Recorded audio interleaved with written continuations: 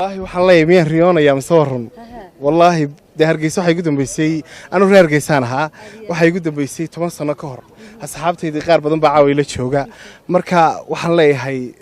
Somaliland aad baan u salaamay Hargeysana wallahi waxaan dream rio waxaan moodayaa inaan riyoonayo laakiin alxamdulillah wali maanta iyadoo rooban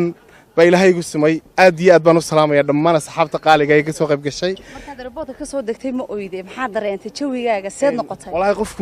markaad ooydo waa meel dhow laakiin markay ooyna ka iman weydo waa xaalad adag weeyaan marka wallahi shacabkan wiilal iyo gabdho ilaa gudaha ilaa VIP-da aad iyo aad baan u salaamaya shacabka Somaliland guud ahaan gaar ahaan reer Hargeysa aad iyo aad baan u salaamaya insha Allah programna insha Allah waynu isku iman doonaa hadii Ilaahay yiraahdo aad baan idin wada salaamaya dhammaantiin kow iyo laba ma oran karo saxaab qaaliya wallahi oo hareerahayga taagan aad iyo aad baan u salaamaya waxaan salaamaya ciidamada qaranka Somaliland waxaan salaamaya madaxweynaha waxaan salaamaya golayaasha qaranka waxaan salaamaya dhammaan reer Somaliland oo dhan manaafikirkaagu waxa inaad meynagala soo qayb gashay laakiin ku suura galweedan ma leeyahay laakiin meydii may Hargeyso kaliya laga xuso Somaliland oo kaliya adduunweynaha oo kala laga xusaayo 10 meelood oo kala laga doonayo moogti marka meelaha kale aan ku yar mashquulay walaal